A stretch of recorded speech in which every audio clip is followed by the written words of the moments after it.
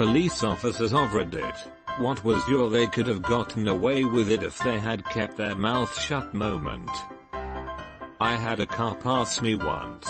Passenger hangs the upper half of his body out of the passenger side window with his middle finger in the air while screaming, "Fuck the police." He had my attention for the seatbelt violation. I got behind the car and ran the registration. Registration is suspended. Registered owner's driver's license is attached to the registration and his license is suspended. Registered owner also has 2 warrants for retail theft. I stopped the car, and they both started with the free speech thing and how I can stop them for giving me the finger or swearing, which is 100% correct, when I pointed out that I can, however, stop them for the passenger not wearing a seatbelt and for the registration violation. Suddenly they got quiet. Driver got arrested for suspended license and his warrants, and the passenger got himself a citation. The driver's vehicle got impounded. Moral of the story: tell your passengers to shut their mouths. Had that guy not been a moron, his buddy would have been homeward bound. Lol. Like the Chris Rock video, how to not get your ass kicked by the police. Literally, I tell people all of the time, be careful who is in your car. I've seen guys throw bags of coke and guns under the driver's seat after a stop without the driver having a clue what's going on. That's all covered in the video. Before you let someone in your car, ask them, do you have drugs? YouTube webpage. When I was much younger I hung out with some idiots. One took weed and coke in my car when we went to Mexico, where the penalty would be life. That's some true dumb dick shit. Smuggling drugs into a country with those penalties. Also, both of those drugs will be way cheaper and better in Mexico, so it's even dumber. Hope you keep that friend in check or quit letting him in your ride. Not a cop, but a public defender, had a client who made a long statement that didn't help her case, but the judge was letting her go without setting bail. Before leaving the courtroom, however, I was informed that police from another precinct were coming to pick her up and she'd be held until they did. They didn't get her until much later, but I told her to absolutely not say anything to them, to keep her mouth shut. The next day I go to do her arraignment and I get the notice of any statements, which started with my lawyer told me not to say anything. But this is what happened. Admitted to a variety of crimes. It was frustrating to say the least. Know a police officer, but I do know of this house in my local village that was a notorious drug den. The police came to search the place but couldn't find anything.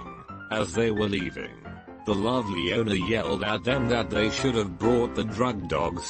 So yeah, they came back a few days later with the drug sniffing dogs and found huge amounts of drugs hidden away. Absolute morons. Similarly, when I was growing up, a cop approached my mom, an attorney, at our house. She closed the door behind her, and I watched the interaction inside with my doggo. Now, my mom was always very honest with me about criminal stuff. She probably wanted to scare me out of committing crimes, something that largely worked. She comes back inside a good 30 minutes later and tells me about the stupidest meth dealers ever. Guy and girlfriend sell mad meth just down the block from my house. They are the big boy distributors of the area. Small but biggish city. Don't know how TF the meth scene works, and the cops have been hoping to bring these guys down. Well, the cops caught a break when the meth heads confessed to a dispatcher. Turns out, they were robbed by a rival dealer, and their computer was stolen. This is the early 2000s, so desktops were still pretty clunky, along with all of their meth. They called 911, and proceeded to tell them all of these details, somehow never realizing their stupidity. The cops swooped in. Station is literally 2 minutes away. Arrested the lot of them. and then told my mom everything. They were in our neighborhood and my mom knows and is loved by everyone. Moral of the story, when reporting your house being robbed, maybe leave out the part where all of your meth was stolen. I was asked to help keep peace while 2 probation officers searched a guy's house. Before everyone gets upset, in most jurisdictions, you have to submit to a search of your person and your home if you're on probation. During the search, a PO lifted the probationer's mattress and said monotonously, "Wow." The probationer got upset and said, "Yeah, it's fucking meth and a gun. Arrest me. I don't give a fuck." Turns out the PO found a huge dildo, but after the guy opened his mouth, the PO lifted the mattress more and found a bunch of individually wrapped grams of meth and a Glock 17. The PO said that seeing the dildo was enough for him to ignore the mattress, but because the guy said something, he kept looking. That guy's attitude and his need to open his mouth got him 10 years in prison. Someone once told me if there was a meth bust there would always be a shit ton of porn. Somebody once told Demi, if there was a meth bust, there would always be a shit ton of porn. I was looking kind of dumb, with some meth bags and a gun, obscured in bed with the shape of a dildo. Not me, but my boyfriend. BF's working overnight when a guy comes through town doing 35 miles per hour in a 25 miles per hour. BF pulls the guy over and asks for his documentation, license, registration, insurance. Guy flips open his glove box, snatches his documents out and snaps the glove box closed super fast. BF laughs and says, "What do you have in there?" Guy gets a little sheepish and says, "You know, registration, insurance," whispers, "little bit of weed," and whisper, "BF, what?" Guy coughs and says, "Registration, insurance, and a little bit of weed." BF laughs again and says, "Seriously, can I see?" Guy got a slap on the wrist for being honest and having a very small amount. I was the one that might have gotten away with it, but the cop pulled me over and says, "I clocked you going 86. Actually, I was going 85. I had the cruise control on." Dart. Yeah, that's still over the posted speed limit of 75 miles per hour. Oh. Yeah, I guess it is. I know what I'm about, son. Don't try to tell me I was going faster. Currently watching live PD, and the guy told the officer I have caffeine pills in my back pocket, gets them out, puts them on the hood. Everyone's chill. Dude then comes clean and says it's Molly, and the officers look at each other and go, "Do we even have a test kit for that?" Other officer says no. Dude's face just shows he should have kept his mouth shut. Edit. Spelling and grammar. Same. Saw one.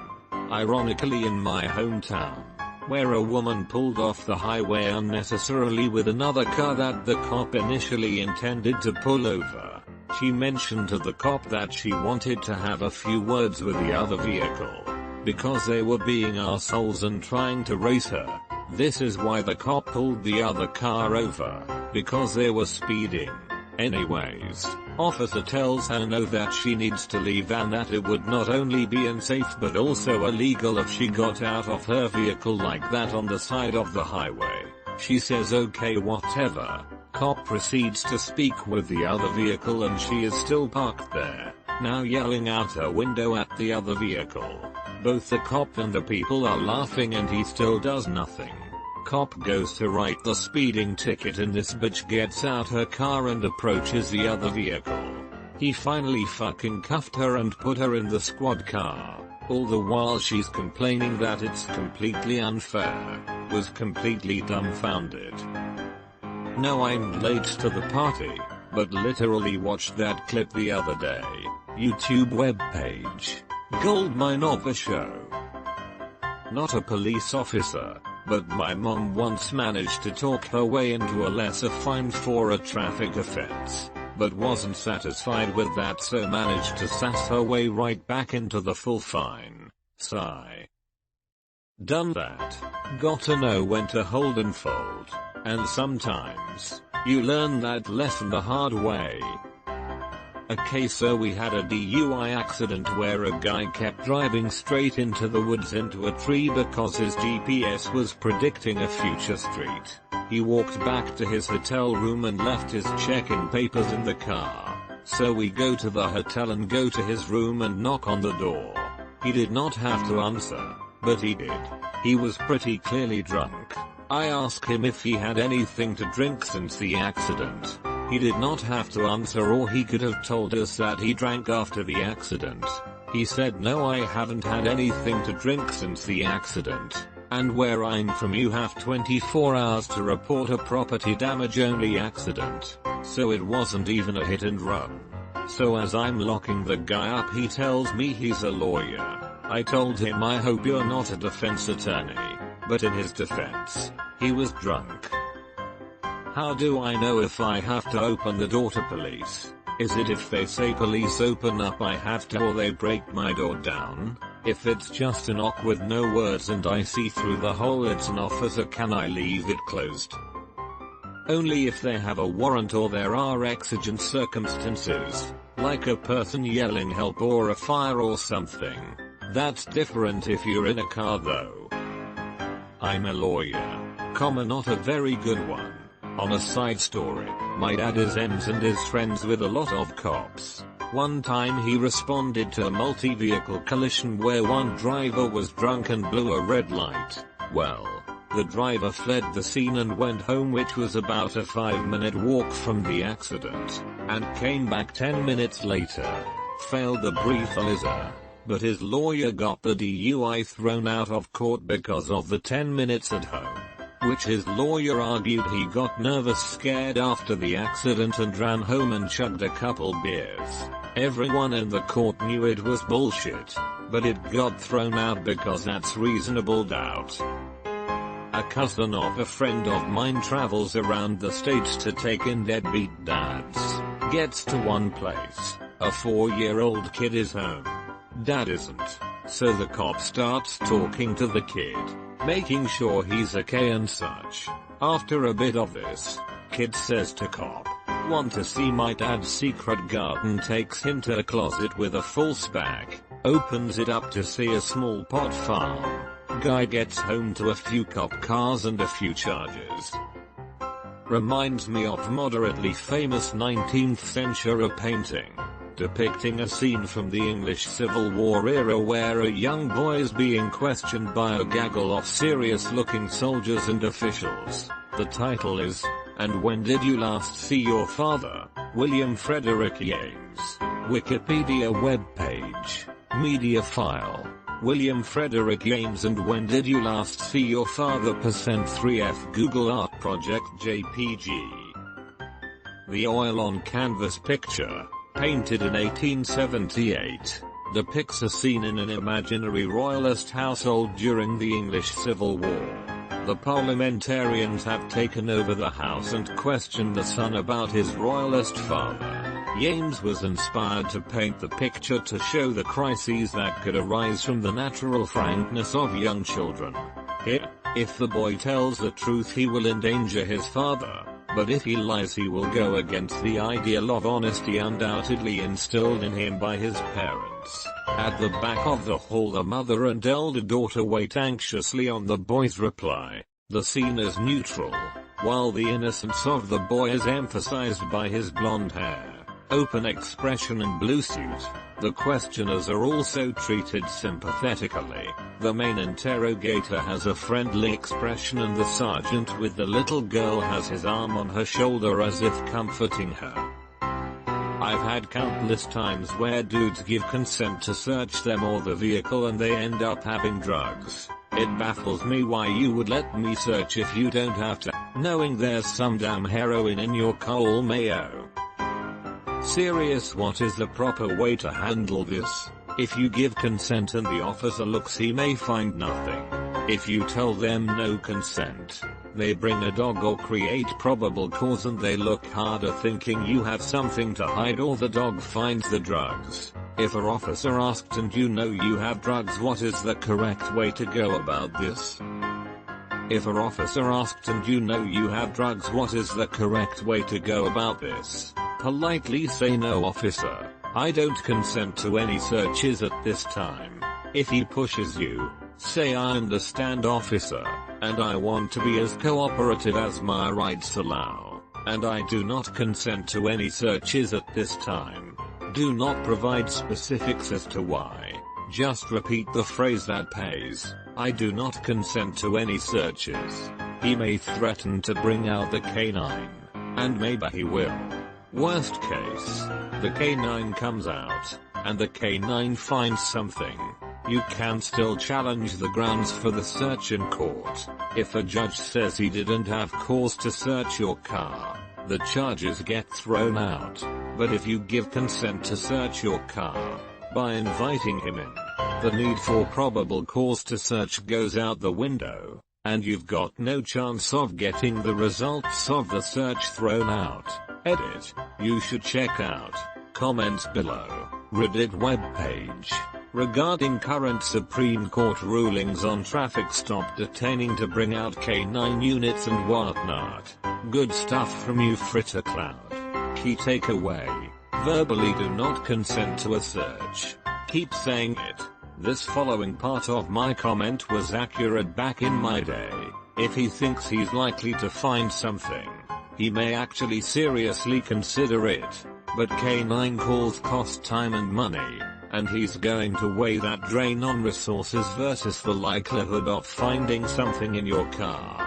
It may come down to whether or not the K9 crew is working that night, or if they're on the other side of town, etc. And if he thinks you're a huge asshole, or shady as hell, he's much more likely to bring out the K9 just to screw you. That's where the polite part comes in.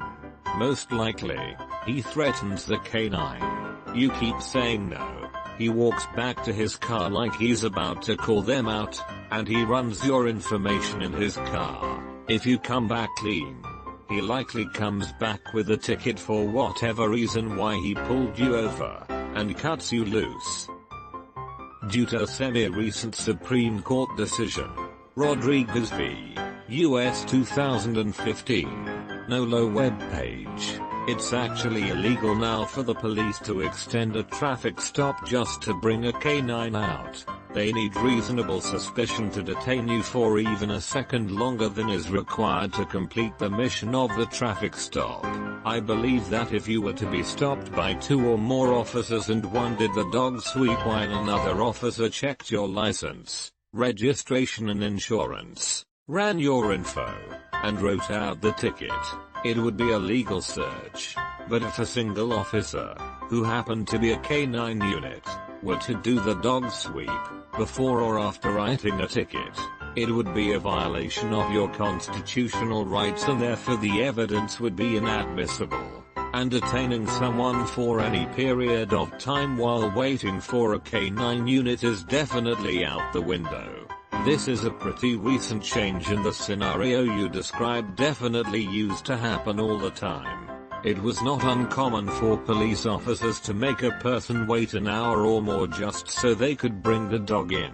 Of course, reasonable suspicion is a much lower hurdle to clear than probable cause, and I have no idea how this case law actually works in practice. When a change like this happens, police officers are usually very quick to find a workaround that obeys the letter of the law, while ignoring the spirit. Edit. Typo. The US Supreme Court ruled it unconstitutional for an officer to make a person wait for K9 unit if there is no established probable cause. Yep, but the officer smelling something counts as probable cause. The best way not to get arrested for having drugs in your car is not to put any drugs in your car. If an officer asked and you know you have drugs, what is the correct way to go about this? Refuse the search and hope for the best. There's no trick that will guarantee you immunity when you've committed a crime. Edit. Yes, having money, or status. Weed, money, could help, but it's still not a 100% guarantee. Honest cops exist. You say number, you put your eyes on the road, you otherwise do nothing unless explicitly told by the cops, and you talk as little as possible. Alternatively, start playing the theme to cops. Not a cop but pretty applicable to the thread. When I was in high school I liked to park in parking spots that cars had parked poorly next to just as a fuck you. One time I was at a high school football game and a Jeep had parked like shit. He was nearly halfway into the spot next to him and parked at an angle. I was driving a 98 feet Chevy Silverado, big old pickup truck, at the time, and I had my brother help guide me into the spot so I was perfectly in the lines. That made it so the driver door was completely impossible to get in. I took a picture for the novelty of it and went on my way. When I got back to my car the Jeep was gone and every panel on the passenger side of my car was keyed. There was an officer nearby so I told him about it and showed him the picture. He told me there's not a lot they could do because there were no witnesses but he'd give it a shot. He looked up their license plate, called them and asked them if they had done it. They confessed and ended up having to pay $1,600 in restitution along with getting a felony. Edit. Grammar edit 2. Thank you for the silver and all of the support. This is my first award on Reddit. Silbro yo. Used to drive an old ass Scottsdale Custom Deluxe and loved messing with crappy parking people. Not a cop either. Friend was pulled over for not wearing a seatbelt while he was with a few buddies. Gets handed his ticket.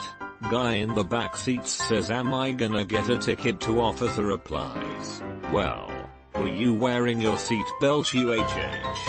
Number alright. Can I see your ID? Not the brightest fella about." Pull over this guy for expired tabs. Ask for his ID and he's feeling around for his wallet. Can't find it. He says, man, I'm one of you. It's cool. Oh, what department? Oh, actually I'm a security guard. But same thing. I'm polite. So where's your ID? Oh, it's in the. And he motions to the trunk. It's in the trunk actually. No. My BS radar is going off. Okay. Want to get you it out of the trunk? Nah, I don't have it. He starts looking around for another store to use. But now I know I'm supposed to stay out of the trunk. He's also not giving me any more information. Know it. Then I have to take you in and get you fingerprinted. I'm going to get into that trunk one way or another. He's looking like he's lost. I ask him what's in the trunk. But he's not talking anymore. We pull him out and get him in cuffs. Another officer takes him to get it through fingerprints. Since his car is expired past 6 months, California, we tow the car. In the process of getting ready to tow the car, we need to take a quick inventory. In the trunk was a police uniform with fake patches and a metal badge. No gun, but a duty belt. He also has stacks of child porn. This is a guy who a neighboring sitter had been looking for months. His MO was to dress as a police officer, talk to kids, and you can figure out the rest. If he just gave me his name, I could have looked up his ID and verified he had one. I'd probably have let him go. But, edit, the neighboring sitter had zero information as to his name. They only had a vague description of the car and the fact he was posing as a police officer. In fact, what he would do is start talking to a kid in the 9-12-year-old range. Tell him he has to be taken in for questioning. Handcuff the kid, and take him to his car. He was a bad dude. If you do nothing else in your law enforcement career, you can retire happily knowing you made a huge difference to a lot of people's lives for this arrest. Thank you, officer. This brought tears to my eyes. I was one of those kids. When I was 9, some guy in a police officer uniform approached me making up some bullshit story and taking me behind some building. You can guess the rest. The whole thing kind of fucked me up a lot. The only thing I can say is that I'm glad it was me and not my little sister or some other kid. Wouldn't wish that on anyone. I know this isn't exactly the place, but don't hesitate to get some good counseling for this awful experience. You were taken advantage of in the worst way. I want you to know you're worth more than the way you were treated. I wish you all the best for you and your family. So this happened a few years ago. I was patrolling with my buddy at night. It was almost the end of our shift. Suddenly, we get an alert that a local nearby gas station had just been robbed, unsuccessfully, and that the suspect was supposed to pass by us in a red car. Indeed. Seconds later we saw a man speeding through the road. Details on the side. We ended up courting him on a dead-end street. When my buddy was handcuffing the suspect, I asked the suspect if he had had something to do with the robbery. He repeatedly said, "I have never been there. Ask the ginger lady." Turns out the cashier that night was an old lady named Marcy, covering up for her ill daughter, whom had never been able to identify him since he was wearing a black mask during the robbery, which we never found. Marcy had ginger hair. Fortunately, the suspect was kind enough to inadvertently confess the crime. How could he know the appearance of the cashier if he had never been at the crime scene? The jury thought the same. Fellow officer stopped a car for a turn violation. Guy is a wannabe drug dealer who we have seen around the bars before. We are talking with him and ask permission to search his car. He agrees. I'm bullshitting with him about sports and weather, and the officer finds a duffel bag. So I joke and say, "Nothing in there that's dangerous, right? Like bombs or grenades or explosives." He nods and says, "Yeah, a bunch of dynamite." I'm waiting for him to laugh or smile or shrug or do something that screams it's a joke. Nothing. I say, "I'm going to open the bag and look." Okay, expecting at any moment he will stop me. He doesn't. It was 8 sticks of dynamite he stole from a construction site. Separate story. If he didn't say anything, I would have ignored the bag thinking it was tools. The absolute best example of this has to be Dennis Rader, aka the BTK killer. For those of you unfamiliar with BTK, it stood for bind, torture, kill, and he was a notorious serial killer spanning several decades from 1974 until 1991, and he's responsible for at least 10 murders. Anyway, BTK went silent for a long time and nobody had heard anything up until 2004, when he started sending in letters to the police and media again. In 2005 he sends a letter to the police asking if he sends in a floppy disk will they be able to trace it. They tell him no. So, the doofus, Kansas webpage, sends them a disk. They are able to recover metadata from a deleted Word document from the disk which contained his name and the church where he was president of their council. They were easily able to find him after that, and he was arrested and eventually given 10 consecutive life sentences. He probably could have gotten away with all those murders if he would have just stayed silent. Doofus sent the floppy disk because he asked a friend of his if emails could be traced. The friend worked for KBI Kansas Bureau of Investigation and regularly assisted the police. This is then the same person who found BTK through the floppy disk. I have a few stories about BTK. A friend of mine was his neighbor for 15 years. I met him personally once due to his church and my school. He was alumni from the school, and my brother took a class taught by the KBI guy. Edit to fix grammar and add some stories. As UD Throttle, he was code enforcement or something like that. Basically, a glorified dog catcher from my friend who was his next door neighbor. Rader even went as far as trying to take dogs from the owner's backyards. My meeting with him was entirely unmemorable for what we talked about. His church was across the street from my high school. Once a month they would host a lunch for the kids, eat free food. Here's something from the Bible. One time when walking across the street I stopped to talk to the guy flipping the burgers on the grill. We talked for a little bit, but sadly I have no memory what we talked about. The funny thing, the year before he got caught I took a psychology class, and during the serial killer unit we covered BTK, who ended up being an alumnus from the school. A couple of years before he got caught we did the show The Laramie Project and feared Fred Phelps and his people coming down. They didn't for the show, but they did to picket his church. We ended up cancelling some practice and tech days for the show we were doing at the time. I was a drama kid. My brother ended up going back to school and studied cybersecurity. One of his teachers was formerly with the KBI. As stated above, he had met Raider on a few occasions because Raider followed the police around like a sad puppy. He bought up as much police equipment after it was replaced as he could. He fit the stereotype of wanting to be a police officer.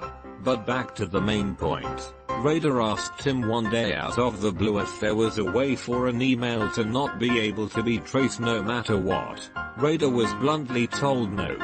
Once Raider sent the floppy disk they called the best man for the job. By the time he was caught my friend's family had moved to a different part of Wichita.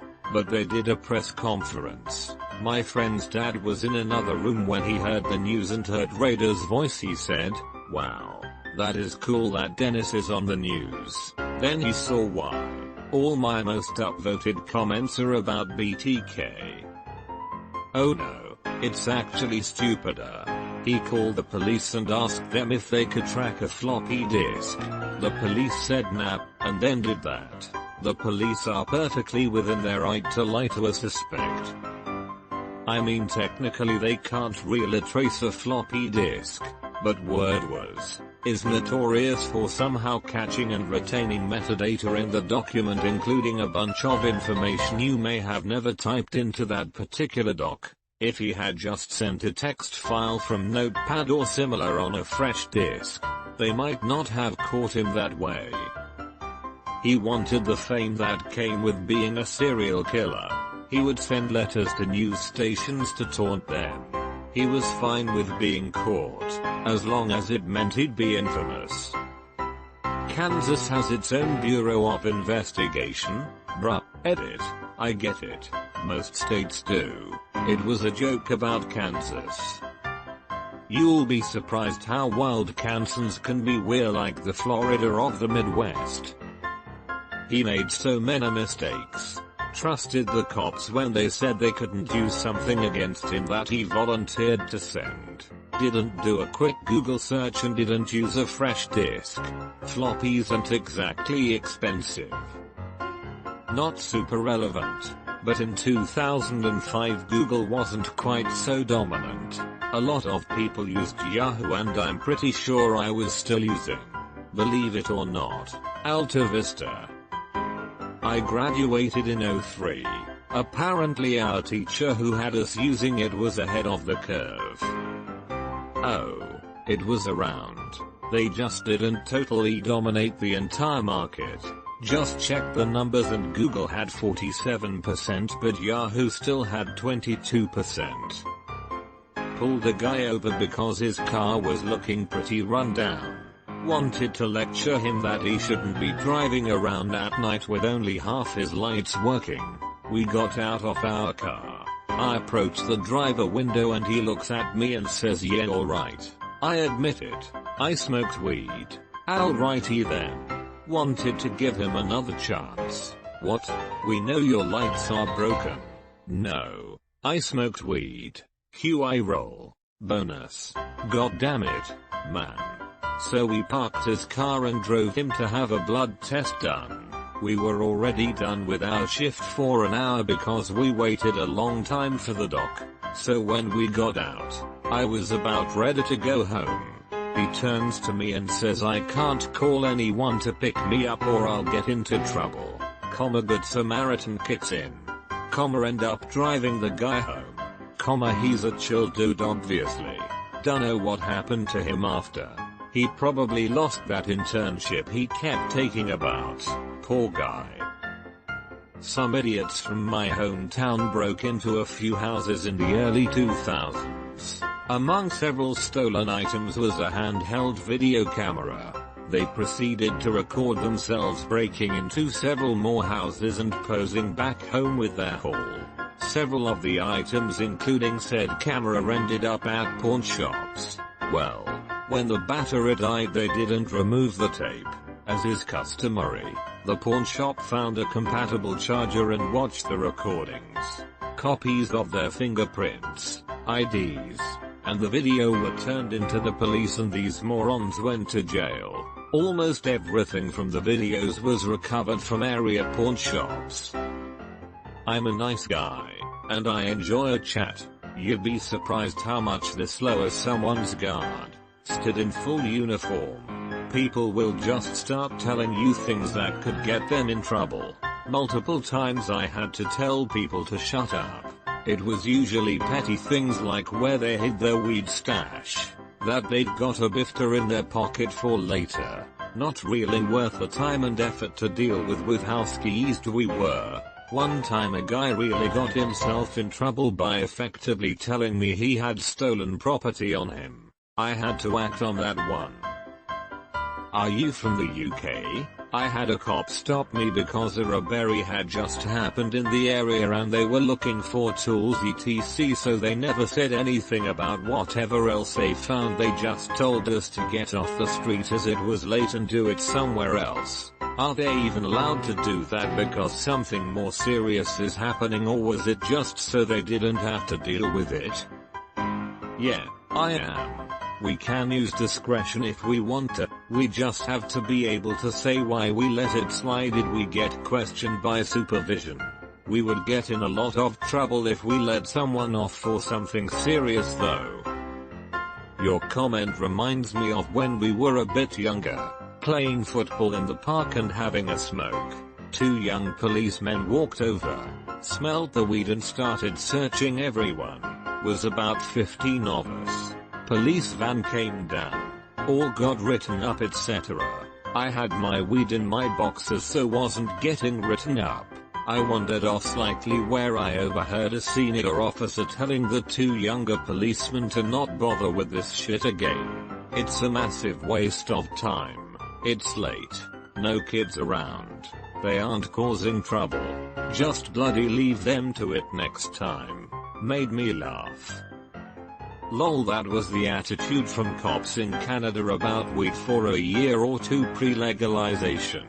Anytime they'd roll up on me and my friends hanging out smoking, throwing a frisbee, they'd always just say, "Alright fellas, move it along and make sure we have a sober driver." Sometimes they would take it, but even that was rare. Even before a year or two prior, people were having their peaceful protest, i.e. giant pot party, outside the legislative buildings on the 20th of April, 420, as long as I could remember. Cops were always there just making sure people weren't getting too stupid and that everything stayed safe. Unless you had a grow OP. Not worth their time. Yeah, I sucks they had something more important to do but didn't think they were allowed to. I've been stopped before and as long as we've been sound they've been cool with us. You guys must have to deal with some absolute rockets. Not a cop but have a buddy that is. Nothing too crazy but he's had countless moments where he's tried to give people a break or all they had to do was sit down and be quiet but they end up talking themselves into jail. Recently had a dude he pulled over that was a bit over the limit but not too much, so he was gonna let a friend pick him up instead of arresting him. Guy got to talking and basically revealed driving under the influence was something he did fairly regularly. A single mistake is one thing but my buddy decided the best chance at getting him to stop would be learning this lesson the hard way. I worked at Walmart for a couple years. I remember a couple who stole a car battery and went to install it in front of the store. It was the end of our AP shift, and he didn't want to do paperwork. So he gave them the deal that if they gave him back the battery and left, he'd look the other way. They didn't. He had to go through procedure. Found several videos of them stealing other things. Police were called. Hundreds of dollars of additional stolen items were found in their car. They were arrested. It was a trick. If they give back the battery, they can't leave because the car won't start. Drinking and driving is a massive thing to me. It was always straight to the cells of you were over the limit. Yeah, it's horribly irresponsible. You're not just putting yourself at risk but also any number of innocent people. Not much I like less than someone who thinks they can drive just fine while drunk. I have a question about this. Just to make clear, I agree that it's wrong and I don't do it. If you pull over someone who is driving another person or themselves to the air, how does that get handled? I was thinking about it because I had an emergency that wasn't bad enough for an ambulance, and my who had luckily had one drink that night, drove me to the air. If he'd had like 5 or 6 drinks and was driving me, what would happen? Should probably just get an ambulance, or maybe a trusted neighbor. Better one person waiting on an ambulance than 2+ dead on the evening news. Not a cop. I had a roommate in college that was no friend of mine. He got in a fight at a bar and was kicked out. He tried to go back into the bar and got thrown out again. But a cop happened to be driving by the second time.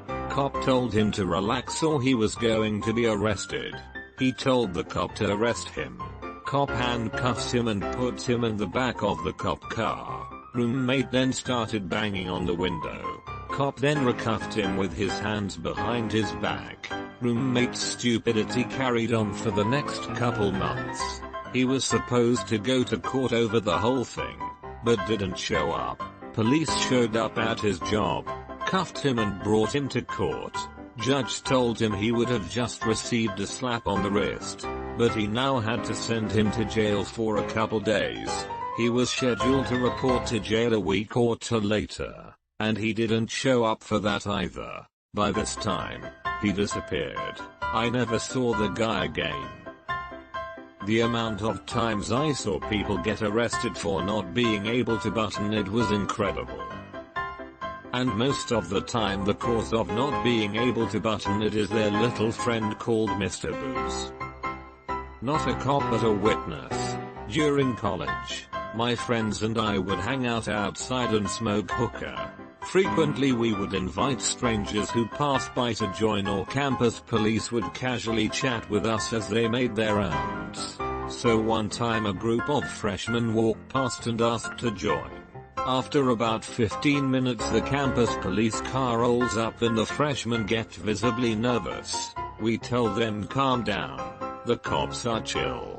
As soon as the cop gets out of the car, one freshman bolts and makes it about 20 feet before the cop tackles him.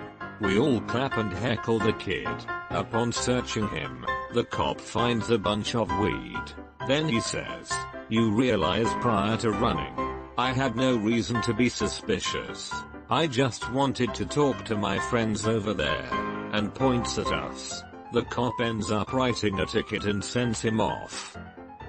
In college, after an early football game, we had a large group at my house. We were planning on partying, but there was a really good game on, so everyone was just sitting around watching the game. We were about 50/50 underaged, ages 20-22. There were a few people who had beers, but the drinking had not started. People were flowing in steadily, and I guess the neighbor saw the amount of cars and called the cops to file a noise complaint at 7 p.m. There was a knock at the door and someone said, "Come in." In walks a cop. I survey the room to realize everyone who had a beer was over 21. Except one.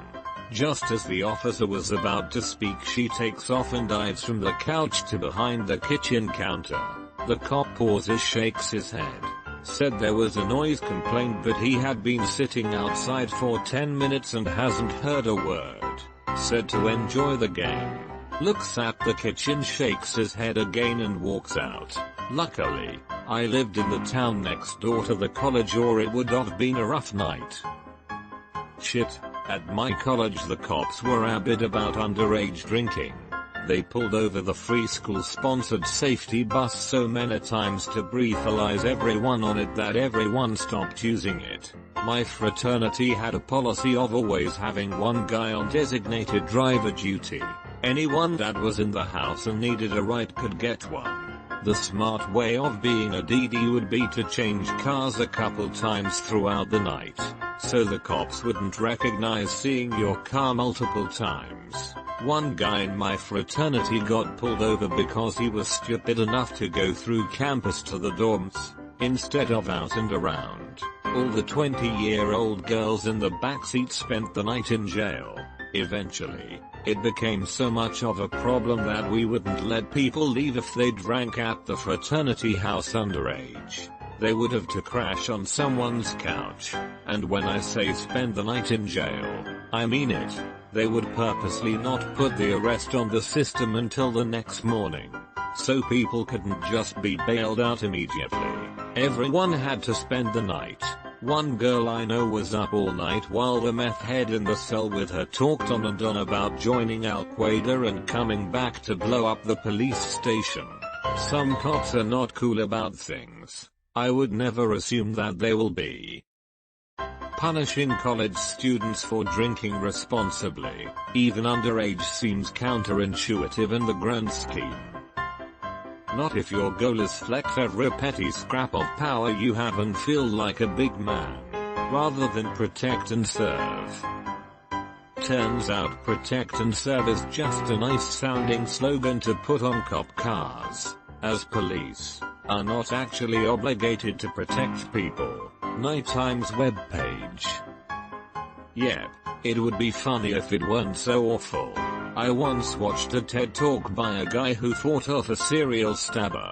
A couple police officers watched him get attacked in a subway car, and they left the car and watched through a window as he got stabbed repeatedly. He disarmed the stabber, other passengers restrained the stabber, and a lady with napkins started staunching his wounds. Then the cops came back in for the arrest. The guy just about died, but a court ruled the police didn't need to help with his medical bills because they weren't obligated to protect him. The kicker? The cops were assigned to the subway that day because of the recent stabbings. Holy shit, that sounds so wrong. Busting kids trying to be safe by having a DD ? Especially on a school-sponsored bus. That's so fucked. Yeah, my college advertised this sober ride service. I went to college before Uber existed. Basically, you call the phone number and they would come pick you up and take you back to campus. And you paid like $5.10 a person. Most of the time we went out, we had a DD. But one night at a day party we basically said fuck it. Everyone can drink and we'll just take the ride back to campus. So we call. They pick us up and take us back to campus. The driver seemed nice and we were like, this is great. Until we got back and a public safety officer, university police, was sitting at the drop-off point and breathalyzed all of us. We all got in trouble that night. I'm still angry about it to this day. The ride service ended after a few months because this same situation happened to a ton of students and literally no one would call them anymore. Do they somehow not realize they're actively encouraging drunk driving, or do they just not care as long as they meet their quotas? I've been told by security at college things like these. They won't do anything if you're polite and just comply. I say this because people sometimes drink or smoke pot around. So if you're not harming anyone and stop doing that, they'll let people go. If you act suspicious or aggressive, well, that's another story. I expect campus police have a fairly liberal attitude since they know so much is going on. It would be ill-advised to make enemies with the student body over some dime bags. I mean, The whole reason campus police exist is so that universities can punish students without destroying their lives. Where I was, campus police had the exact same powers as real police. Campus security was different, but the police would ruin your life with charges just like anyone else. Last night, a dude had a gun inside his house. I asked if the gun was stolen. He said I'm not sure. I asked if I could run the serial number. He gives me the shotgun. Comes back stolen from a department store. He was arrested for possession of a stolen firearm. All he had to do was say no. I had no other reason than consent. He wouldn't have gotten away with it, but a patron of the bar that my sister worked at many years ago was stopped by the troopers while driving along next to the highway, in the ditch. His explanation: "Officer, I'm way too drunk to be on the road." I said it was profiling. Turns out they were arresting everyone driving on the sidewalk that particular night on white. I don't wanna be drunk in public. I wanna be drunk in a bar. They threw me out into public. I didn't know how many of them it was gonna take to kick my ass, but I knew how many they were gonna use. Another wouldn't have gotten away with it, but this guy. NBC News webpage. Do I regret what I did? Never. Amaf Tauhi, 51. Told U.S. District Judge Matthew Lightman. If I had to do it one more time, I would do it. I regret I didn't kill that cop. I have never imposed a sentence even close to this before. The judge said. I wrung my hands about whether that life is an appropriate sentence, but after this morning, I have no doubt whatsoever. This situation came from a friend of mine. So he lived with 3 other guys in a 4-bedroom apartment. One day when only one roommate was home, the police came knocking. They asked if they could come in and search for suspected drug use. Here is where I should mention the roommate who was home was kind of an oblivious shootin' who spent most of his day playing WoW or Magic the Gathering in his room. So of course he says sure, come on in, having no idea what his roommates have been up to. In room 1 they find nothing, as that was the oblivious guy's room. Room 2 they find a personal amount bag of weed. Room 3 they find a pipe. Roommate 3 didn't smoke, but he and RM2 played video games a lot, so it belonged to RM2. In room 4 they find a possession with intent to distribute giant bag of weed. Apparently just a shitload. RM2 told me it was the most weed he'd ever seen in one place, and he was pissed because he always bought from someone else. Didn't know his roommate was a dealer. 3 of the 4 get arrested. Only one who didn't was the guy who let them in. My friend was roommate 3. Charges against him got dropped because RM2 fessed up to the pipe being his and got a slap on the wrist. Not sure what happened to RM4. They never saw him again. Not me but my dad. My dad was in an armor helicopter unit assigned to local police to search for marijuana plants being grown in the rural parts of my state in the 1980s. One day, they found a decently sized gaggle of marijuana plants located just off the property of a farm.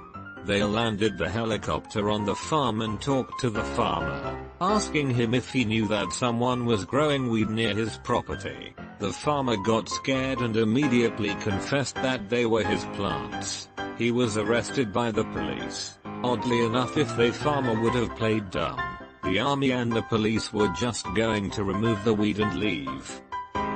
Off topic, but that seems like a very inefficient use of resources. Edit. If you think you're the first to say that's the war on drugs for you, rest assured, you are not. Not really. Pilots need a certain number of flight hours every year to remain qualified. This is basically an excuse to get a pilot behind the stick so he gets enough hours. Can confirm. Did 8 years in the USMC as a rotary wing mech. We called it punching holes in the sky or sweet bounces. Pointless flights to get pilots' hours and break planes. Pilots are required to get a minimum number of hours in order to stay current. My guess is that the local aviation unit made a deal with the local cops so that they could get their hours and help the local guys round up marijuana farmers. That kind of flying beats the hell out of burning hours in the pattern at the airfield just to make minimums. Another possibility is that it was a National Guard unit, which belongs to the state. The governor could have been cracking down on drugs and let his NG assets be used for finding illegal growing activity. Plus he would literally be getting paid a salary to sit on his ass otherwise, and the police would then have to pay and train another pilot when there was one free and ready to work. Those choppers you hear over your home every day, they are checking for grow houses. It's a thing. I always wondered, if someone ran UV lights without anything illegal, would cops be banging on their doors all the time? Seems like a smart grower would run the lights for a while, illuminating something like a model train set, until they get a few visits, and then once the police wrote off the house, then start growing. Also seems like there would be some constitutional issues of police checking houses because they look hot on an infrared.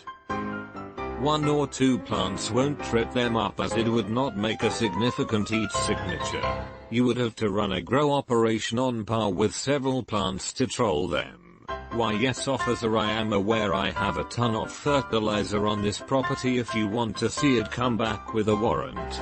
Comes back with warrant. Officer, this strain is bomb, wait till I show you. Get into the attic, check out these heirlooms. If the cops had a warrant for a ton of fertilizer, I'd be careful about telling them anything is the bomb. I've read more than one story about someone's home getting raided because of hydroponic tomatoes. A quick Google search turns up multiple examples of this exact thing. Also seems like there would be some constitutional issues of police checking houses because they look hot on an infrared. Thermal imaging is a search and requires a warrant. Wikipedia webpage.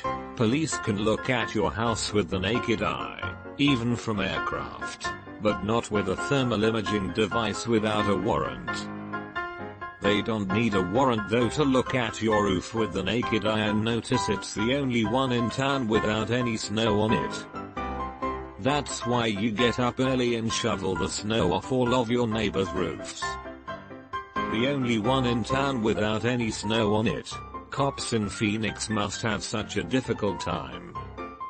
I get the same cop chopper going over my neighborhood twice daily. Big mounted orb camera, just annoying really. It has a nice area and it seems excessive. While I was in field training, I was investigating a hit and run. A lady parked her car on the street in front of her house and found it all smashed up the next morning. My field training officer was like, yeah, these usually are hard to solve unless there's video footage or we find a smashed up car nearby. We were wrapping up and about to leave when this woman walked up to my window of the squad car and was like, I did that. I was coming back to say I was sorry. Case closed. She got a ticket instead of being arrested because I appreciated her honesty. She probably avoided a DUI by leaving the scene the previous evening.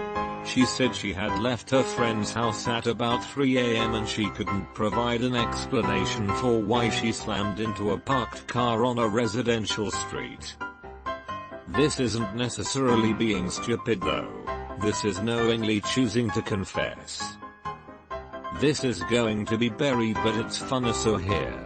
I was a cop on an Air Force base in Alaska. 3 guys robbed our Class 6 store, liquor, and we responded to the store but got caught in traffic at a light on the way. So we were sitting there with lights and sirens on trying to get people to move out of the way when the back door to the car ahead of us opens and a guy gets out and goes spread eagle against his trunk. Confused, we get out to see what was up and realize that these were the robbers. Edit. Thank you for the silver. So after calling it in and making the arrests, we told them that we had no idea they were who they were. The driver and front passenger were pretty upset with the backseat passenger. Second edit. Thank you for my first gold. A friend told me a story about when he and his teenage friends had a shitty garage band.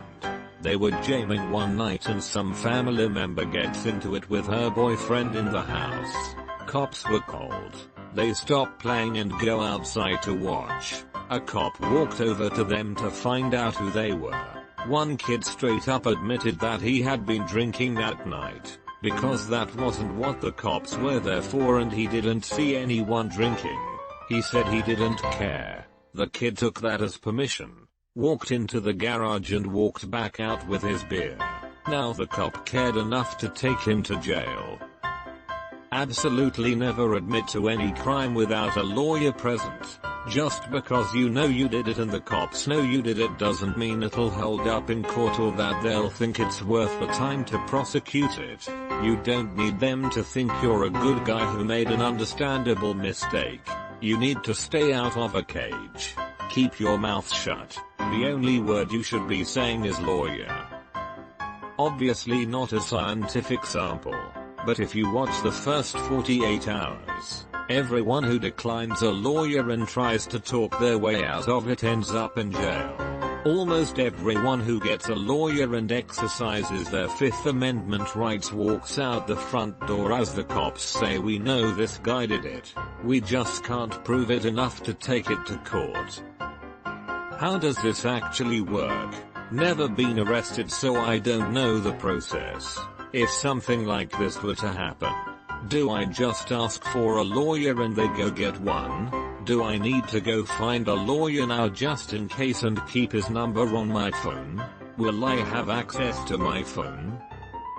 You have the right to remain silent and you have the right to a lawyer. Public defenders are a real roll of the dice. You might get a recent law school grad who is enthusiastic and will work for you. You might get someone tired and overworked who wasn't able to find a better gig. So if a private lawyer is something you can afford, you might want to keep hold of their number. You definitely need to have some friend and family phone numbers memorized. They're probably not going to let you look at your smartphone when you get your one phone call. They typically let you have and use your smartphone to make your phone call now. Of course YMMV, but it's becoming much more common. I am a corrections officer. Cell phones are not allowed to be used in the booking room jail, but I can use my discretion and usually let people get numbers out before being booked in. Not all jailers do this, but I'm aware that going to jail sucks, and me being an asshole isn't going to help me develop a good rapport with my inmates. We have people make calls via our phones, so we have a record of who was called, at what time, and for how long. Phone calls to family members are recorded. If an inmate says something incriminating, it is admissible in court. Phone calls to lawyers are never recorded or monitored. This all varies from facility to facility. Of course, it would be smart to have important numbers memorized. Kid I know just got sentenced because his mom kept saying incriminating shit when he would call her from jail lol. My sister, a criminal defense attorney, says this all the time because she has to deal with the fact that people pretty much never just shut up and wait for her to arrive before making some kind of stupid confession. How far does this go? Does this advice only really apply in the case of being arrested? What about minor offenses like being pulled over for speeding? Cop rolls up to my window and asks where I am going. Do I just hand him my ID and registration and sit silently? What's the protocol for more everyday police interactions? Look, if you're getting stopped for speeding or a routine misdemeanor, just smile and give the cop your ID. Say, "Howdy, officer." They've almost certainly decided whether or not you're going to get a ticket before they've walked up to your car. Obviously don't admit to any wrongdoing. If they ask you how fast you're going, Just say you don't know, you weren't paying attention, or you thought you were keeping up with traffic. Honestly, you can probably just admit how fast you were going. If you get off on that ticket in court, it's going to be because the cop fucked up filling it out and you're gambling that they don't think it's worth it to fight about by going through a whole court process. Being a dick in everyday circumstances is absolutely the best way to add another ticket to your roster. Don't admit to any outright wrongdoing. Just smile and pretend that your entire body is made out of mayonnaise. But if that cop makes you get out of your car, then you do not say a word. Transform yourself into a bored-looking statue. Officer, am I being arrested? No more than once to clarify your situation. And officer, if I'm under arrest, I would like a lawyer now. It's generally in your best interest not to admit to anything. If they say, do you know why I pulled you over, respond with sorry, I'm not sure. Instead of cause I hit that hobo and dragged his body 5 blocks beneath the car. This guy, YouTube webpage, explains it very well. Not a cop but was part of a jury. This guy is being questioned about a rape and he tells the officer that it's all bullshit, just like the thing 10 years ago. His ex-wife is just a lying bitch trying to get him in trouble. Cop starts looking into his record from 10 years ago and finds out he was under suspicion for another rape but left town before he could be questioned, so it got put aside. That prosecutor retired and it was forgotten. New cop takes it to the prosecutor and they reopen that case. We convicted him on all counts and he got 25 years in prison. In the new case I believe he plead guilty since he's already facing the rest of his life in prison. Had he kept his mouth shut they wouldn't have ever looked that far back. Now he will probably never leave prison. I'm a police officer in the UK. It was about 2 AM, which meant street lights were off. As I was patrolling, I saw a vehicle drive with only his side lights on. Spun around, pulled them over. I asked for his license and it's a provisional. His co-pilot was 20 and didn't have a license and the vehicle didn't have L plates.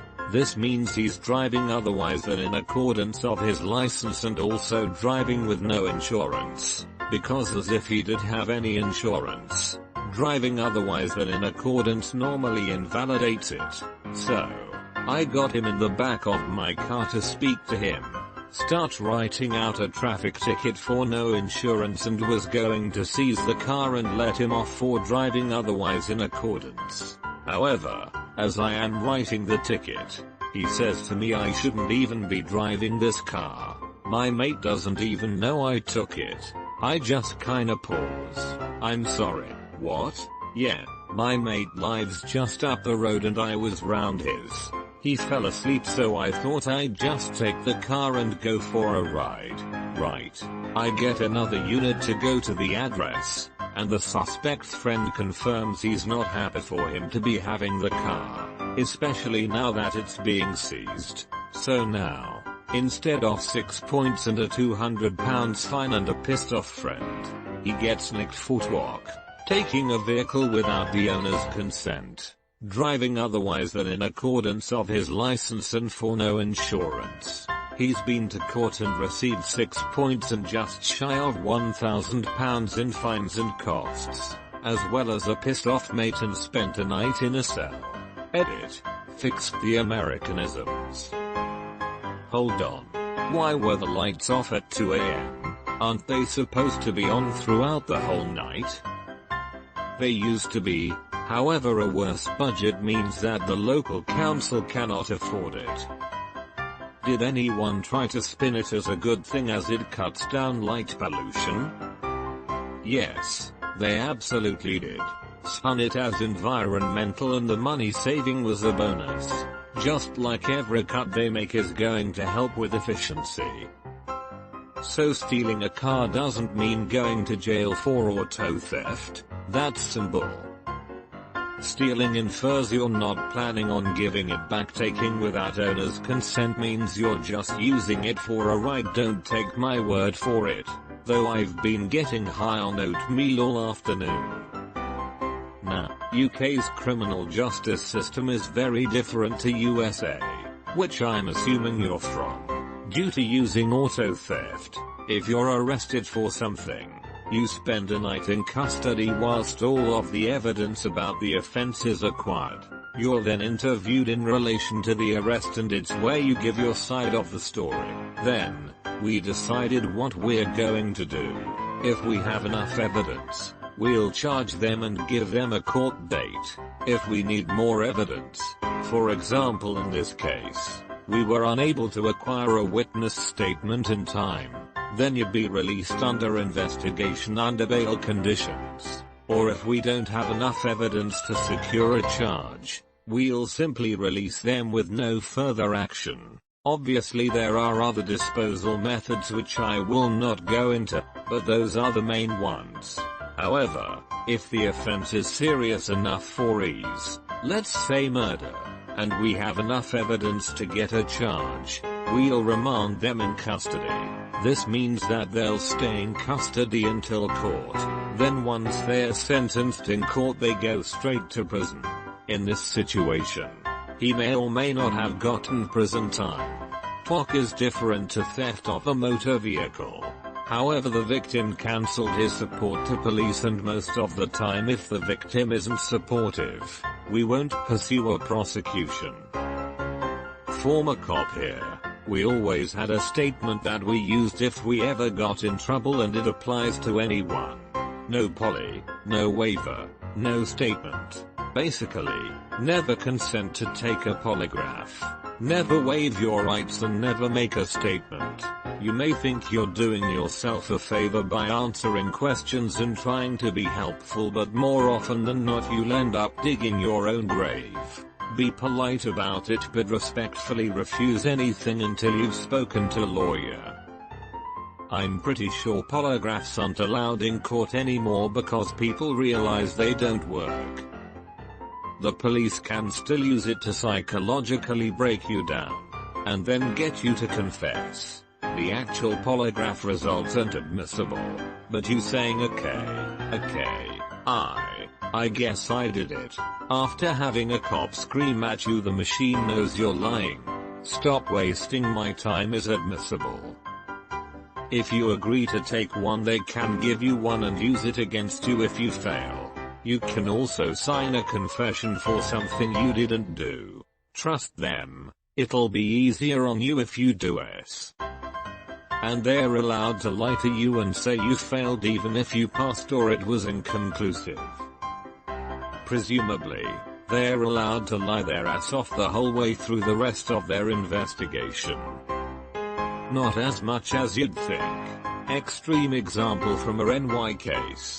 Husband poisons wife and she dies.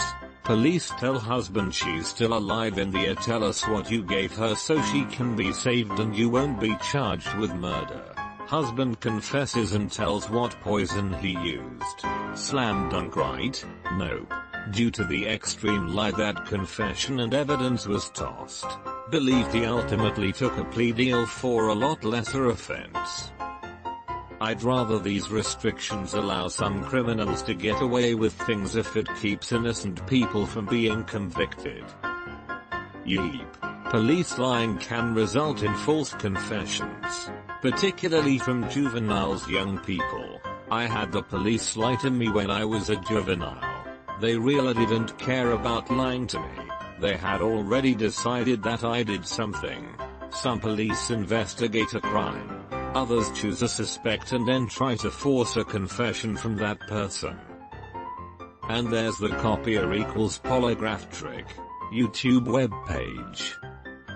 I had a run-in with the police about 20 or so odd years ago and refused to talk or sign anything. It paid off in the long run when the victim's story started to unravel because they kept adding and subtracting their recollection of events. My attorney said this is the advice he wishes he could give anyone and everyone. Cops are not your friends and they are not to be trusted if they are officially questioning you. They're humans and they will always find the path of least resistance to make their jobs easier. Having said that, I am friends with several officers today and live across the street from another. Just like any profession, there are good and bad. Just be smart. I got pulled over for an expired registration a few years ago. When the officer came to my window, he immediately went into an aggressive, barking tirade about why do you think you're above the law?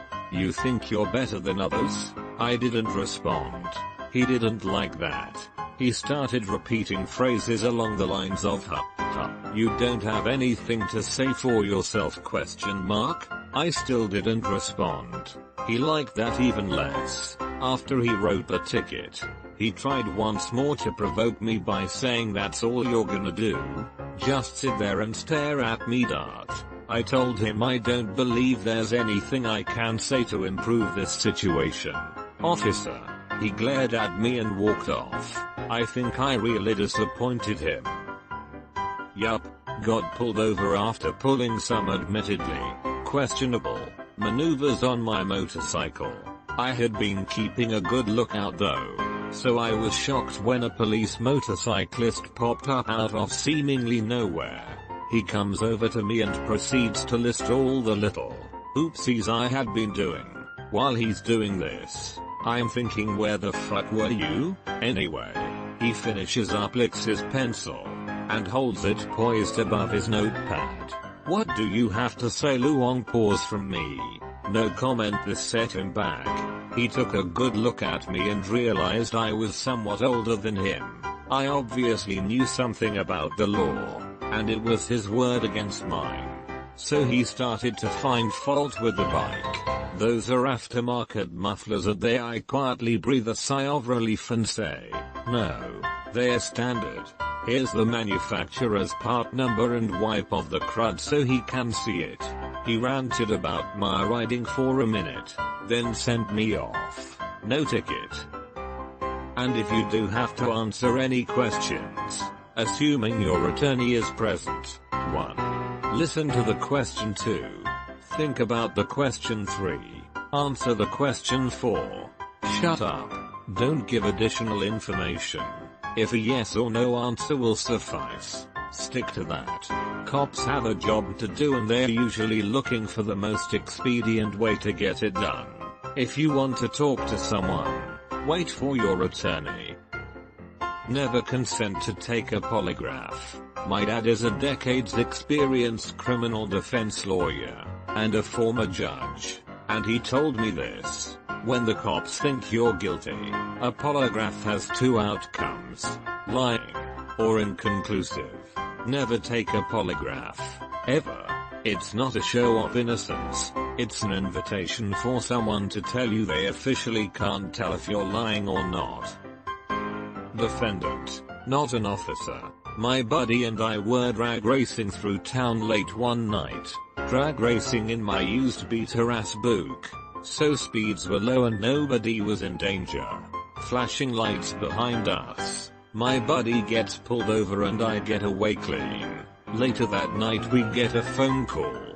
The officer asked my buddy, who's your friend, because he didn't even get my place. And my buddy, not great under pressure, responded by giving him my name, address and phone number. Cue summons to traffic court for both buddy and I. It's the day of. We're at the courthouse, dressed in the closest thing to suits that 2 idiot high school boys have, surrounded by our parents and siblings in their Sunday best. My case was first. Buddy was subpoenaed to testify against me because he was the only witness that I was present.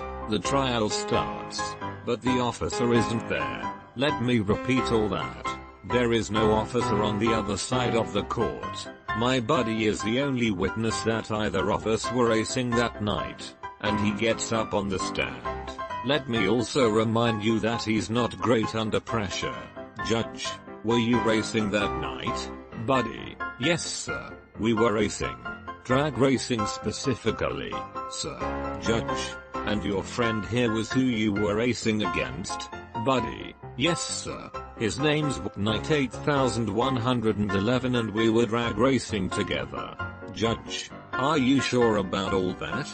Let me remind you that there's no plaintiff in court today. You are the only witness and what you say goes. If you say you two weren't racing, that's what I'll have to believe.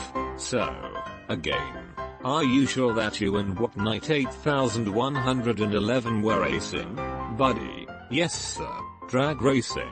Sir, that Matherlover cost me like $500 and more than a few points on my license because he couldn't just keep his mouth shut. Judge, are you sure about all that? Let me remind you that there's no plaintiff in court today. You are the only witness and what you say goes. If you say you two weren't racing, that's what I'll have to believe. So, again, are you sure that you and what night 8111 were racing? Holy hell. The judge pretty much told him to shut his yak. I work as a correctional officer. We had an inmate push a mental health specialist to the ground and attempt to kiss her. While getting the inmate separated from the victim, he spontaneously stated, "I just wanted to have sex with her." Went from simple assault to attempt rape. This was a bad situation made much worse by speaking. When I was a cop, my squad mate and I were foot patrolling an area that was being burglarized heavily in a nice neighborhood.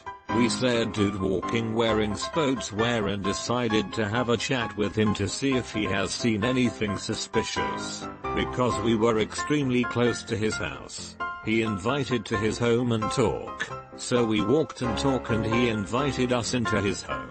The dumbass didn't think about this because he had left out bags full of stolen items out on the kitchen table sorted out, as well as his burglary tools on the counter of the kitchen. After a minute we realized this dude was breaking into his neighbors' houses and stealing their stuff. If he didn't invite us inside, we would have never guessed he was the guy doing it. Not a cop, but this story is infamous near where I'm from. There was a dispute between two drug dealers that led to one of them being murdered with a shotgun. The cops arrest the other dealer, who is obviously the main suspect, and begin to question him. In the middle of the interrogation, one of the cops says, "Listen, we know it was you. Witnesses described a man matching your description at the scene." To which the accused dealer laughed and defiantly replied, "That's complete bullshit. I was wearing a balaclava." The cops looked at each other and promptly left the room and started laughing. That guy will probably spend every day of his sentence thinking about that sentence. Not me, but my dad. He pulled a guy over on Christmas Day for speeding and reckless driving. Thought he may be drunk. Had him step out of the car for a sobriety test. All went good and well. The guy was just distracted. My dad said he didn't want to ruin someone's Christmas over something so small, so he decided to just let him go with a warning. As he was about to tell him to have a Merry Christmas, the guy tried to punch my dad in the face. He should have had a ticket for reckless driving and speeding. Almost got away with just a warning. But instead he spent the night in jail. Merry fucking Christmas. Not a cop, but my dad retired recently. He was called in on a murder case of a drug deal love triangle gone wrong. The original two lovers bring the third to do drugs and sexy time. Something goes wrong, so partner 1 shoots and kills the third wheel. Partner 1 and 2 put the third wheel in a larger plastic container and bury it in their basement, which had dirt floors. They were scheduled to get concrete poured over the dirt. The third wheel was an out-of-towner and didn't have any family, so no one asked questions. Partner 1 and 2 get into a fight. Partner 1 calls the cops and confesses that partner 2 killed someone and that he buried him in the basement. Both ended up getting charged and eventually convicted. My brother is a police officer. He went to a house for some domestic violence call. The man had run off to somewhere else. Where he works is a really small and remote village. The guy either ran to some other house or ran out of the village in a snowy plane during a storm. Not a possibility unless he is suicidal. They went to his cousin's and, nah, he's not there. One officer on the call just had a small interrogation about a window. Nothing related to the domestic violence call. I think the window was a bit broken or something. Sir, do you know why your window? Interrupted. Okay. He's in there and led them into the suspect. He just wanted to ask if the guy knew the glass had a crack. So a friend of mine and some of his buddies went to the Padres game and got shit canned. I was down in DT San Diego with my future wife on a date at House of Blues and they rolled up on us while we were eating on the outdoor patio. And X200B. Holy shit were they wasted.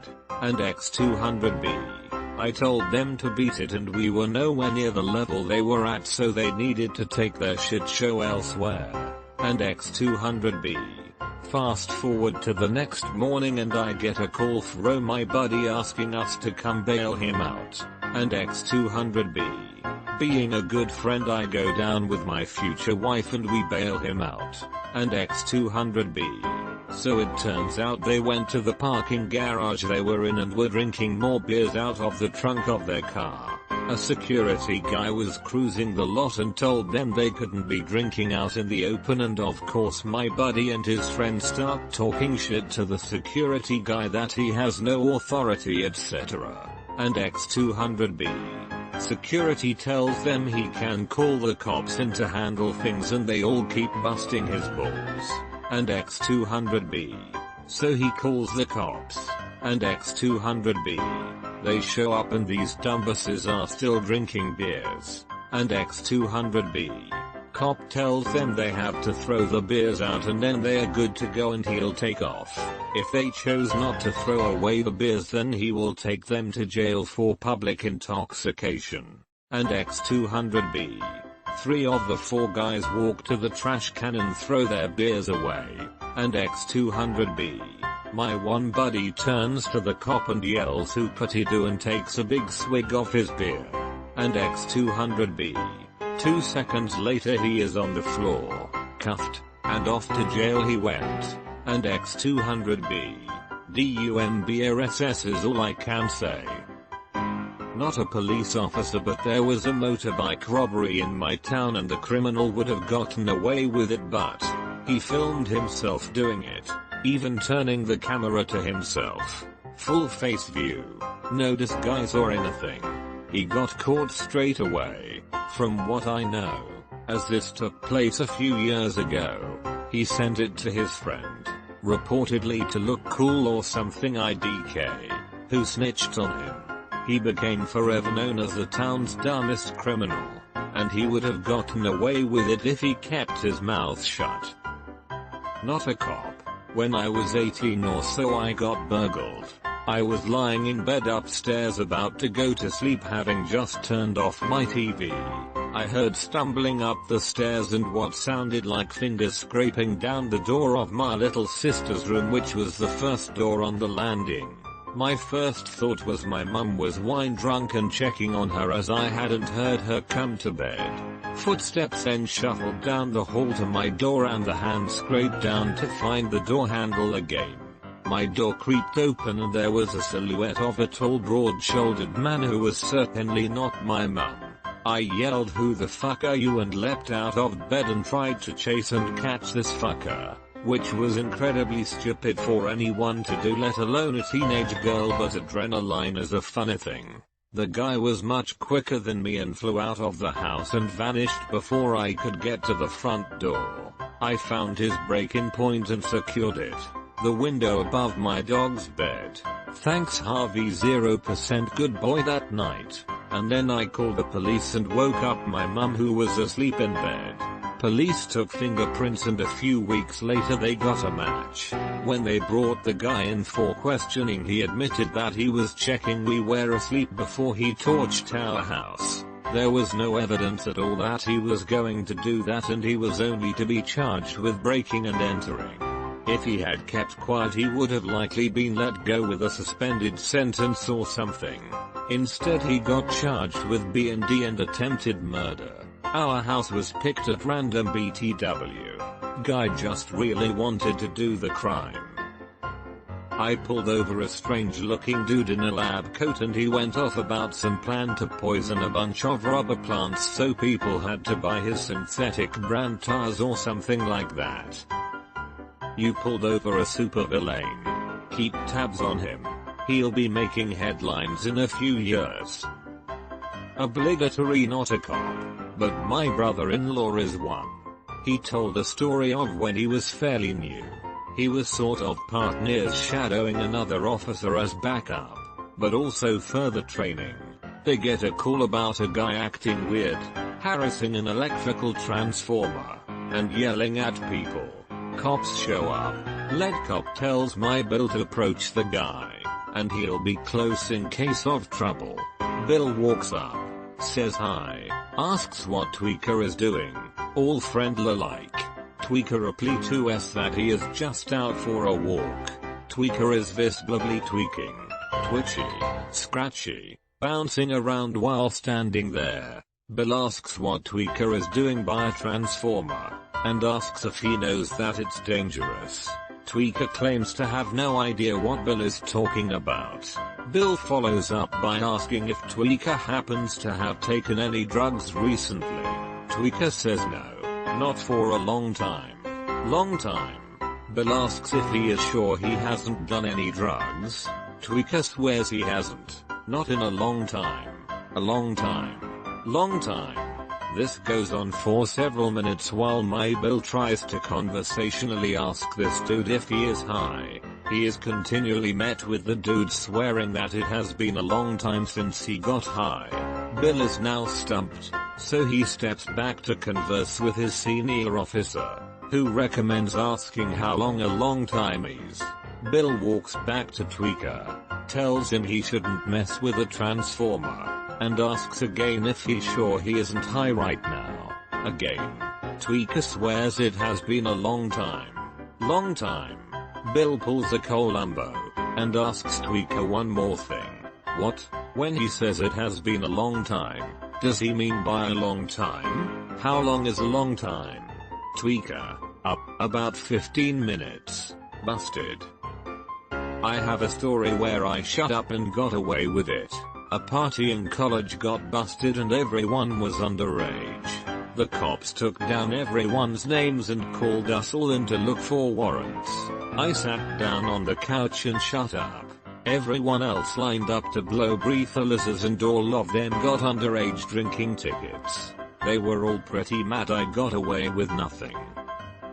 Similar to this, when I was underage in college the cops raided the bar to give out underage drinking tickets. My friends, along with many other people, tried to rush out the door while I just stood there drinking my beer with the cops walking around. Everyone that tried to leave was pulled aside and given tickets while everyone else was left alone because the cops thought they were of age. Opposite side of this, however, I was getting arrested by a state trooper for stealing space in a dumpster for putting an empty cardboard box in the local gas station's dumpster by my house. Small village in NY. Long story short, as he's explaining this to me I start laughing. I partially thought it was a joke, and tell him that if I'm getting arrested for that he better call SWAT because I put other boxes in a few other local business dumpsters around town throughout the week. He told me he's being serious and to shut my mouth because it's all incriminating. Lol, it ended with me representing myself in court and had the comical charge thrown out, but it was still a funny, interesting experience. I was working a trial of a guy accused of a gunpoint robbery of a bodega. His defense was it was a case of mistaken identity, that somebody else did it. When the prosecution called a witness he became visibly upset and started to yell at his defense attorney, "They can't call that guy to testify against me." "Why not?" the attorney said. "He can't possibly identify me. He wasn't there." Whoops. I was working security at a bar during Blues Festival in KW. Two drunk guys on a Sunday afternoon stumbled up to the front gates and asked to come in. They were noticeably drunk but not belligerent. Yet, they were told they were not allowed into the bar to drink at that time and proceeded to become lawyers and try to talk their way in. After a few minutes of back and forth between us and them, they started to get angry because we would not allow them through the gates to drink more. Cue the fight. The taller of the two guys decided to try to run past his friend and us, security, into the bar. That didn't go well for him, as when we tried to move him back to the road he started to become violent. He ran at me in a hurry, fists up. Another security guard and myself shut that down pretty quickly, and he proceeded to tumble backwards over his friend and may have had some blood running from his nose. After the little fight, the two guys picked themselves up and walked away. About 5 minutes later they came back cleaned up and had told us they called the police and want to have us arrested for assault. We were okay with them calling the police, as we have a fairly good rep with them, as the beat cops were in and out of the bar regularly to check in on things. First and second police officers arrive. Cruisers. They start talking with the guys and security, getting the details of what happened. Third and fourth officers, beat cops, arrive. They were there for moral support, lol. Fifth and sixth officers show up. Bicycle cops saw their friends were here so they could all take a break and enjoy the scenery.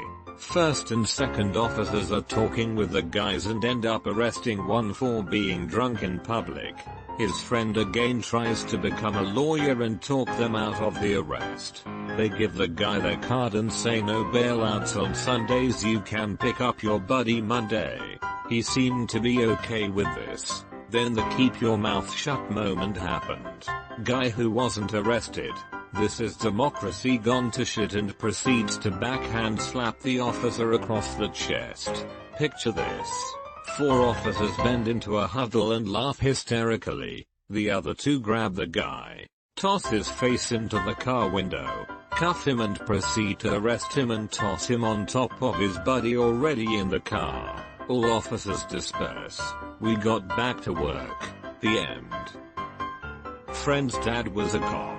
We were all close in age, and once we got our driver's licenses he pulled us aside and told us about a guy he pulled over. It was basically a ladies don't be like this dumbass talk. He pulled the guy over for speeding. The problem was the guy didn't pull over. As soon as he heard the siren he kept going for 10 miles. When he finally pulled over, friend's dad asked why he took so long to pull over. Guy's response: I couldn't hear your siren over my radio. Guy got his speeding ticket $130 and a noise safety violation ticket $1,100. Since his radio was too loud, he wouldn't have heard a fire truck or ambulance and could have slowed down their response times by failing to yield or causing an accident. If he hadn't used his radio as an excuse, he wouldn't have gotten that ticket. Not going to lie, I used the I saw you but was looking for a safer place to pull over excuse when my stereo was too loud once. It actually worked, but I now keep my radio volume low enough to hear sirens now and check my mirrors more often. High school economics teacher was former cop. He told 2 stories a couple times. One was never tell someone it's only a 22. He was shot, and never tell anyone anything. His story was a truck pulled up to an ATM, one of the ones in the middle of a parking lot, had covered all identifiable marks of truck, generic common truck, and hooked up a winch to the ATM, took the ATM with them and 100% got away with it. He said they had no idea who it was and had 0 leads. Days later they got a call from someone telling them about a group of guys bragging about it at a party. They went and picked them all up the next day. This isn't so much if they had kept their mouth shut so much as if they hadn't run away. I often work at a US Border Patrol checkpoint. We encounter pot smokers all the time. Multiple times per shift. Multiple times per hour, if you care to look. Anyway. For the most part we don't bother them because we only care about large quantities, usually coming from Mexico. Worst case scenario, we write it up because we don't want to get in trouble, but unless you have 30 plus pounds, no citations are issued, no record, outside of border patrol records, are affected, and then there's the occasional idiot who makes a run for it. I don't know how much weed this guy had, because he led us on a 100+ mile chase down the interstate, during which he called our station and berated our management on the grounds that we're not real cops and other similar sorts of madness. Anyway, we call the cops in the next town over to have spikes waiting for this guy, but as soon as he sees real cops, he pulls over. He must have thrown out the weed because the car was covered in residue from the floor to the ceiling. But that's not what he got busted for. He caught a federal felony for high-speed flight from the checkpoint. I heard he mouthed off to the judge during trial as well, which didn't really help his case. Just an all-around idiot. Not a police officer, but here's a story from Dr. William Bates' autobiography that fits. There's this place at the University of Tennessee called the Body Farm, or the Anthropological Research Facility, but Body Farm is cooler. Basically what they do there is leave human bodies out in the woods to decompose and study that. So these drink guys once climbed the fence to the Body Farm, saw a corpse, and called 911 to report a possible murder. Cops show up and arrest the drunk guys. The guys couldn't understand why they were being arrested. They just kept saying we didn't kill him. I'd much rather hear that they could have gotten away with it if it weren't for those metal in kids moments. I'm no police officer, but I watch a ton of true crime TV shows and documentaries, and I can tell you this: whenever there is more than one person involved, one of them will almost always talk and rat out the other. Sometimes they even rat on themselves without knowing it. One example of a guy spilling the beans on himself is Robert Durst. The documentary The Jinx spells this out pretty well. His wife and one of his closest friends were both found dead. He also posed as a mute woman and shot and dismembered a neighbor in 2001. Total weirdo. At the end of the documentary, when he thinks no one is listening, he starts talking to himself. "What the hell did I do?" he says into a microphone he wore during filming Killed Them All. Of course, his trial is set for September of this year. More detail. After the final interview was over, he kept his wireless mic turned on while he went to take a leak. The documentary editor sort of accidentally came across the recorded audio, I think a year or two after the interview. The one of them will almost always talk and rat out the other. Is called a prisoner's dilemma. Wikipedia webpage. Actually, it is possible for neither to rat out the other, but yes, multiple people involved a crime does increase the likelihood that one of them will slip up. Not a cop. Watched this happen years ago. UK. Wish I was making this up, but swear I watched it happen and confirmed the details with mutual friends after the fact. A friend of mine was well off but lived in a town with a strong mining background. Working class area, and his dad sent him to local high school. As such, some of his friends were lovely blokes but legally questionable, especially once on a night out with substances in them. I rocked up at the taxi rank one night to find one of them being arrested. Turned out there'd been a disagreement over whose taxi had turned up between Pete and a stranger. The stranger was going to let Pete have the taxi, but his girlfriend started pushing him towards Pete. So Pete had punched him, knocking him out in view of a patrol car. I got all this from Pete's friend Lee before Lee then went up to talk to the officer. The logic such as it is I'll explain at the end, but this is what I watched unfold in short. See, Monday mate let him off. It was a misunderstand PC. Afraid not. He's spending the night in the cells L. Well, in that case, can I come to PC? What? No, don't be mental. Go away. L. Fucking Belland. Fucking arrest me you cunt PC. Very clever. Do one. Lee walks 2 feet away and starts pissing against the side of the bank the taxi rank was adjacent to. L. Now arrest me. PC. Fuck off before you get nicked for real mate. At this, Lee realized how close he was to getting what he wanted, so he went over to the recovering stranger and headbutted him. He was duly arrested. Turned out Pete was the only one with money left and Lee couldn't fathom how he'd make it home, approximately 3-4 miles away, without any money, so figured the cell's a better option. I'm a new officer in a small town in Canada. So I come into night shift and I hear about this girl that had committed a bunch of offenses that day. Let's call her Samantha Jacobs. Samantha booted someone's side mirror of a vehicle, threw ketchup on a McDonald's employee and broke her ex-boyfriend's window. Needless to say, she was arrestable for various offenses and we can't find her. Keep in mind, I don't know what she looks like or who she is really. She's a minor and we don't keep children's mugshots on our database. So that night, I get a call to a dispute at a residence. I am literally outside talking to these 2 dudes over who fucking owns what in the house. This chick comes flying out of the house screaming at me telling me to fuck off and whatnot. I calmly ask who she is. She proceeds to say my name's Samantha Jacobs. Who the fuck are you? I am like, oh yeah. She tells me no, my name is Samantha Stevens. I am like, okay well you're under arrest. But like, why the fuck did she even tell me her name? Or come flying out of the house? She could have stayed in. She doesn't even live there? She must have known we were looking for her. She basically turned herself in just to tell me to fuck off basically. Stupid criminals.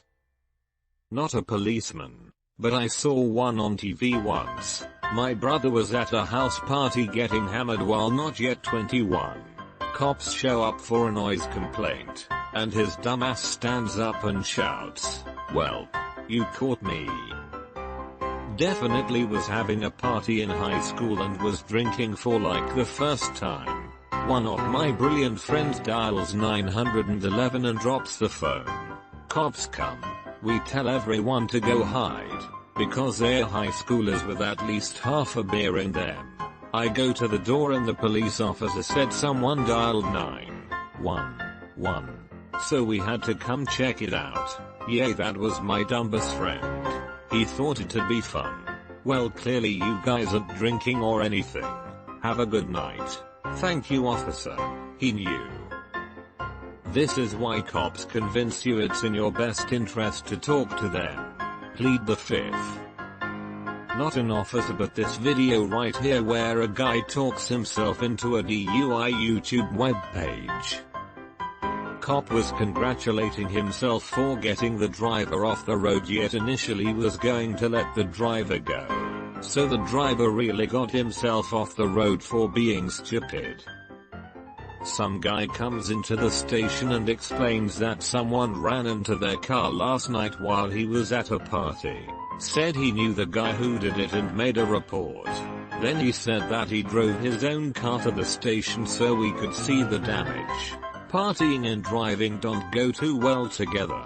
Guy gets tested and jazzes a DUI. I met this chick one day and invited her for dinner. She said okay and gave me her number. I called a little later and got her details and we went out. She had a large handbag with her, but you know some girls do. After eating we went back to my place to chill. She then informed me that it was too late for her to go home and she wanted to stay the night with me. Hey, no problem, I thought. We went out several times after that. Altogether a pretty good time. But after a few dates I realized she really wasn't anyone I wanted to go further with. One morning, though, I get ready for work and open the front door and she's right there. "What are you doing here now?" I ask. "I wanted to see you," she says. "Well, it's not a good time. I'm on my way to work. I have to drive with her down the road a bit and drop her off, trying to avoid letting her know where I work, because she's starting to creep me out. Later on, I tell her we shouldn't see each other anymore. She starts freaking and says she's coming over. Shit. Luckily I'm not home. But I call my roommate and tell him a crazy woman is at the door and I should not open the door for her under any circumstance. I call her and tell her I don't want to see her and she should leave. She basically tells me no. She's going to wait until I get there. So I call the police and tell them I have an unwanted visitor at my house. They show up, so I figure it's safe to go home. They ask her to leave. She refuses. They tell her, look, he doesn't want you here. You need to leave. She yells at them that she's not leaving. They finally throw her in the back of the squad car where she starts flailing and screaming like a banshee. They tell me they're going to take her to the psych ward and leave her handbag with all her shit and all her cash with me. She ended up calling me from the psych ward and asked about her stuff. I tell her it's all safe. I had to see her one more time to give her her stuff. But what a pity she had to go through that for her stubbornness with the police.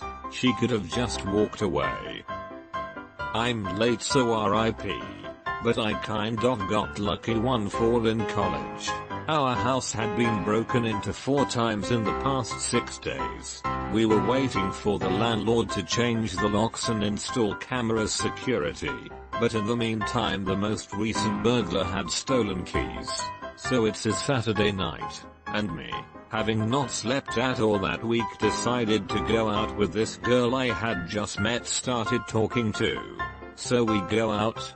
Things go great except I get super fucked up at the bars. We're about to hop in an Uber and head back to her place when my roommate calls me to tell me that he and my other roommates had just had a gun pulled on them. So I sprint back to the house. We lived like 5 minutes away, and see like 7 cop cars outside my house all skirt off in pursuit of the thief. A few cops stayed back, and I absolutely unleashed a fury into them about how terrible their department was, and that since they had been here practically every day that week they might as well start camping out. I continued to scream other obscenities until my roommate picked me up and carried me into the house. He's a big dude, I'm not. I was pissed at him for stopping me. But then he explained to me that I was underage and smelled like a bottle of Jack. Probably better to stay inside and not tell off the cops. No, I didn't sleep in that house that night. A story my former cop teacher told us. One kid got busted for drug possession. His friend comes to bail him out. The kid, about 16 years old, walks into the police station with an open beer, gun sticking out of his pants and his pockets filled with cocaine. Needless to say, he did not bail his friend out. Way too many to try to pull one out to tell. Maybe the time a 21-year-old volunteer fireman responding to the firehouse on a call busted a 4-lane major intersection at 108 miles per hour recorded on radar. I followed him to the station about 1/4 mile up the road, pulled in behind him and got out. His immediate statement to me, "Move that fucking car, dumbass. We have a fire to get to." I told him to stop. Wheaty stiddity, he replied. "Fuck you. I have an emergency." He was no longer at that point a fireman. He went to jail. Reckless endangerment, reckless driving, and pop. He was also removed from the FD. He was no longer at that point a fireman. Instead, he became a fired man. There is so much goddamn dry snitching and self-snitches on Reddit. It's amazing. Sure, it's pretty anonymous, but why risk even a day in jail for karma? Look, that's not why I murdered her. It wasn't for the fucking karma. It's because she was a fucking bitch. Also, I didn't fucking do it and you'll never prove it. One time a friend of mine was bragging about beating his wife and shooting black teenagers and ended up getting life in prison. He could have gotten away with it if he had joined the force like I told him.